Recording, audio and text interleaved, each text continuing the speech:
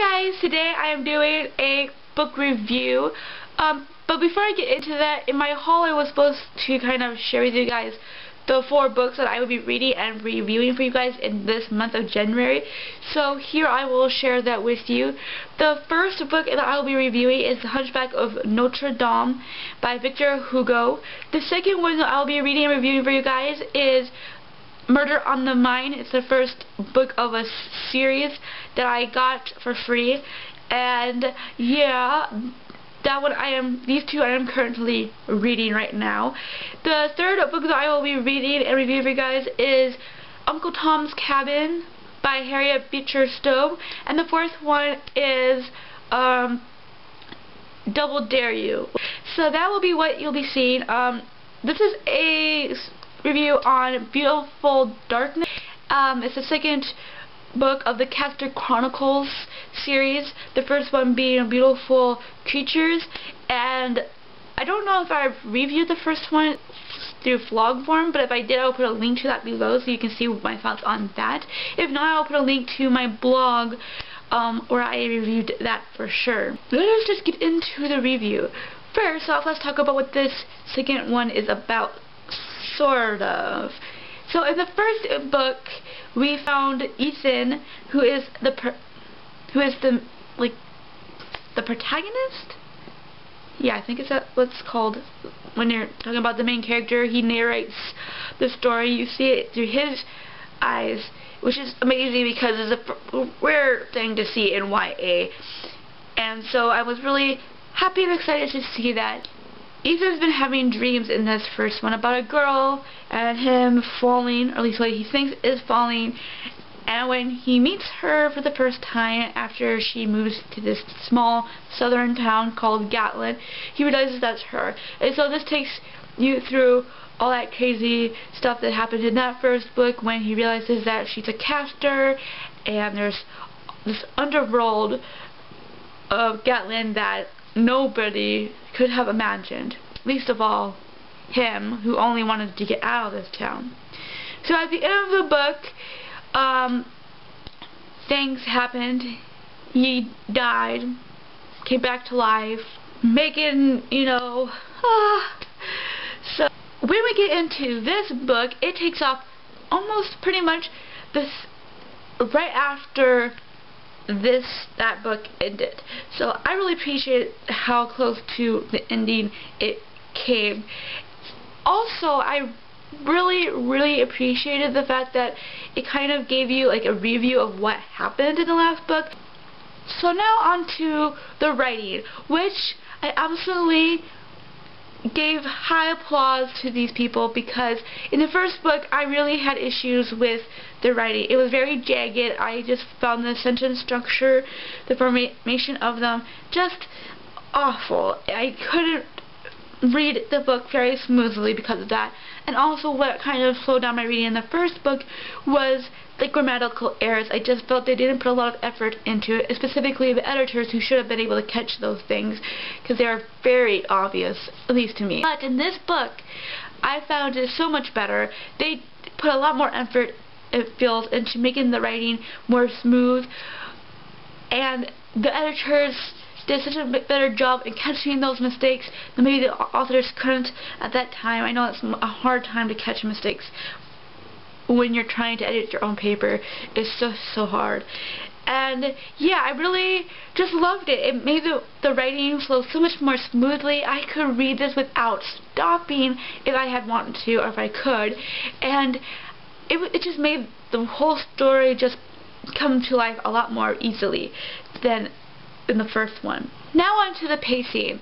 In the first book, the pacing was like really fast. From the very beginning, I felt things happening right off the bat. But in this book, which I kind of understand since this is the second book and you had to kind of catch up with things that were happening, it did go a little bit slower. There was a lot more build-up into this one than the first one, where things started happening right away. So I felt kind of a little bit agitated with that. But at the same time, the build-up was perfect. We started seeing things sort of take place that were going to build up to something that was going to happen later on. But about 6 chapters in, I believe, I'm not really sure, how many chapters it was, but it was a pretty good chunk into it, but not too far that, you know, you just were getting bored. Things just started happening, and oh my gosh, when it started happening, it was amazing. I loved when it just, the build-up really just made what the action just, you know, you saw what the build-up was meant for and all that stuff, and it was just amazing to see everything come into place, the pieces fall together, and it just sat me on the edge of my seat. I was like, oh my gosh, what is going to happen next? The twist in this story,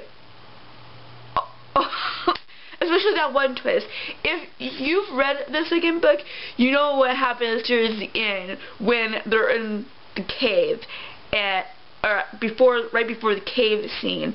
You know what I am talking about, because boom, I was like so shocked to see that happen. And the twist with the new character John Breed, who I liked John Breed for the fact that he brought suspense into this book even that much more. There was suspense even without him, but he just brought a little twist to that suspense because he was somebody new and you weren't really sure what he was throughout the whole book until the very end. And you're just like, whoa, that's creepy weird. Just creepy weird. I loved that aspect of John Breed. I liked his character, I liked what he brought to this book. Then you have Olivia, who is another new character. She comes in as a kind of, I feel that the authors brought her in to kind of like help guide Ethan towards his goal of saving Lena. And I liked her at the beginning. She seemed nice, she seemed cool, she seemed like she was a good friend, but then towards the end she started getting annoying. She seemed to think that because she likes him, you know, she has the right to try to stop him from being with the person that he loves. I don't know. That's what I came off with her. But overall, she wasn't that annoying, and I kind of understood where she was coming from. I mean, he had his part in that whole thing of making her like him that much more, so I can't exactly blame her, but she did get a little bit annoying for me. Then you have Ridley, and I was kind of disappointed to see her in this book at first because I didn't like her at all in the first book. Like, she was such a huge troublemaker. She just caused more trouble for Ethan and Lena so much, and it just was and when she did to Lena, I just couldn't believe that Lena could be that forgiving. But then I understand they're practically sisters, so you know what can you expect? As I read this book and I saw her, I realized there was more to her than what I thought from the first book. I thought she was just a pure dark caster who had no heart. But you know, we see something more of her into this. There's more depth into her character. There's something underlying it all.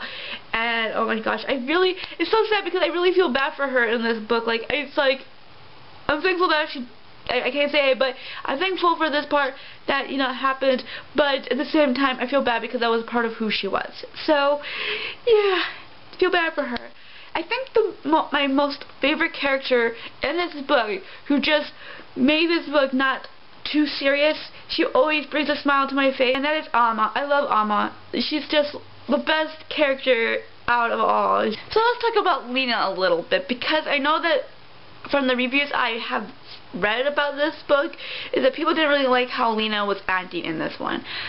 But if you guys read the whole book, you gotta have to understand where she was coming from.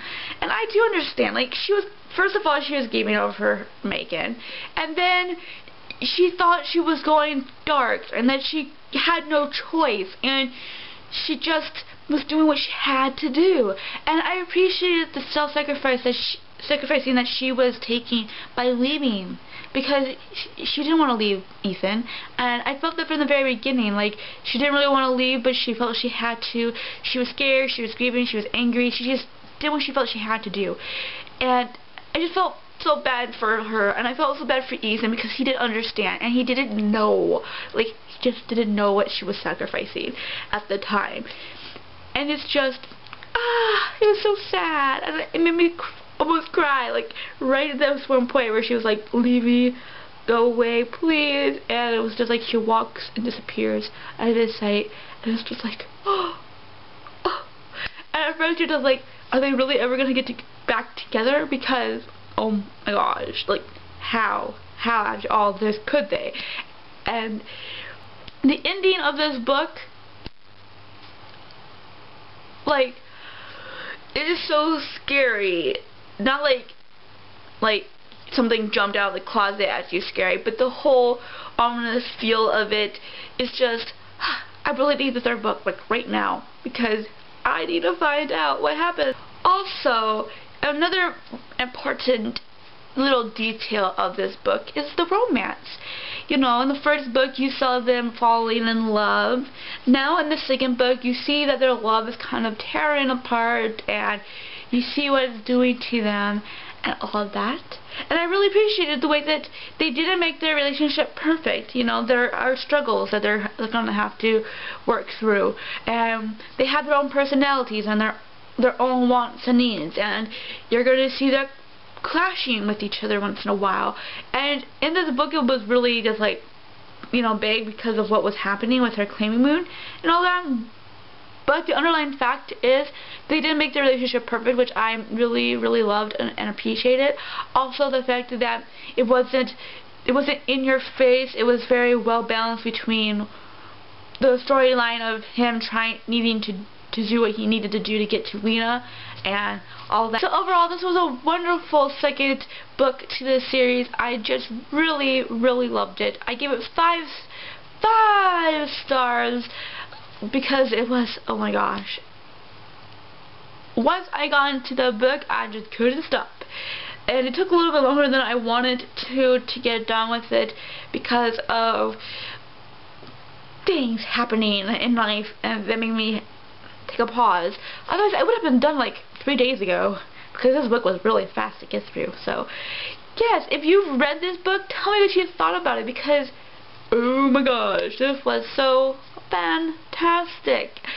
So yes, I will see you in the next one. Bye. P.S. Please remember that there is a giveaway going on. It's going to be lasting for 2 weeks, and I will keep reminding you guys every so often. So, yeah, bye!